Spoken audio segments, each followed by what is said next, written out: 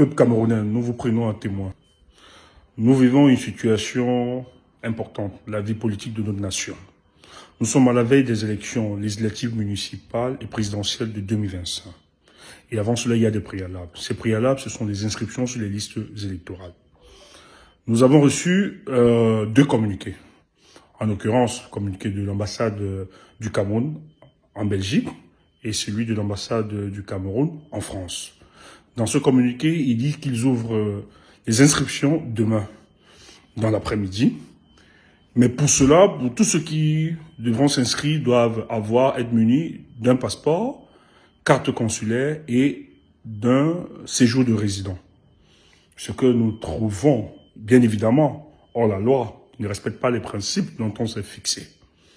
Alors, une fois de plus, nous sommes en train de voir derrière une manœuvre politicienne du régime de M. Paul Biya, de ne pas voir l'engouement que les Camerounais ont déjà déployé au niveau du territoire national, que ceux de la diaspora aussi puissent l'effectuer. Ce que je tiens à vous rappeler, en 2018, le président du Sénat, M. Niat Difendi, qui était en France pour une visite médicale, et il n'avait pas la possibilité de retourner au Cameroun pour aller voter. Qu'est-ce qu'il a fait? Il a voté en France, à l'ambassade du Cameroun, à Paris. Il n'avait donc pas une carte de séjour. Il a présenté son passeport. Je dis bien, il a présenté son passeport et il a voté. Alors, cette jurisprudence, il est donc automatique qu'on l'applique pour le reste des Camerounais. Parce que pour justifier de notre nationalité, on a soit besoin du passeport ou de la carte consulaire. Et les Camerounais l'ont. Pourquoi ils exigent un titre de résident? Donc vous comprenez que c'est une manœuvre dans le but d'empêcher certains Camerounais d'exercer leurs droits. Alors, nous en tant que Camerounais, parce que je tiens à le rappeler, ces luttes que nous menons depuis, nous n'allons pas permettre que des individus empêchent les Camerounais d'exprimer leurs droits. Les Sénégalais, qui est le plus récent, les Burkinabés, les Maliens, lorsqu'ils ont voté ici-là, ils ont juste présenté leur passeport, ils l'ont fait.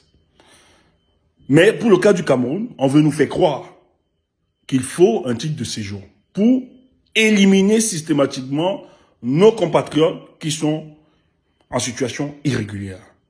Je tiens à vous rappeler que moi, en tant que porte-parole de la brigade anti-Sardina, je tiens à préciser que nous n'allons pas laisser passer cette autre imposture. Nous allons lutter pour que les Camerounais puissent s'inscrire en démontrant effectivement leur nationalité en tant que Camerounais. Donc, je prends à témoin le peuple camerounais. Parce que lorsque nous allons agir, vous allez nous taxer de subversifs, de casseurs, etc.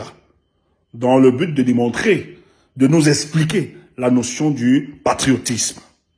Maintenant que nous traversons cette situation, j'aurais aimé écouter d'autres voix.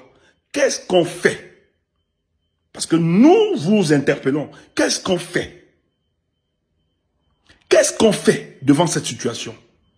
En tout cas, en ce qui nous concerne, les Camerounais vont s'inscrire lorsqu'ils pourront démontrer de leur nationalité par le passeport ou la carte consulaire. Vous n'avez pas le droit de demander un titre de résident aux Camerounais. Arrêtez ça. Si vous voulez qu'on commence là, on va commencer. Merci, le combat continue. Avant de finir, je tiens à rappeler à tous les compatriotes camerounais que le 18 mai, nous devons nous retrouver au Trocadéro pour la grande manifestation. Je dis bien pour la grande manifestation. Après, nous allons dérouler la suite de notre programme pour la lutte politique qui devra s'engager pour le cas du Cameroun. Un peuple conscient des enjeux ne peut pas éternellement s'apitoyer sur son sort. Il est l'heure de se lever et d'engager la lutte politique. Bien à vous.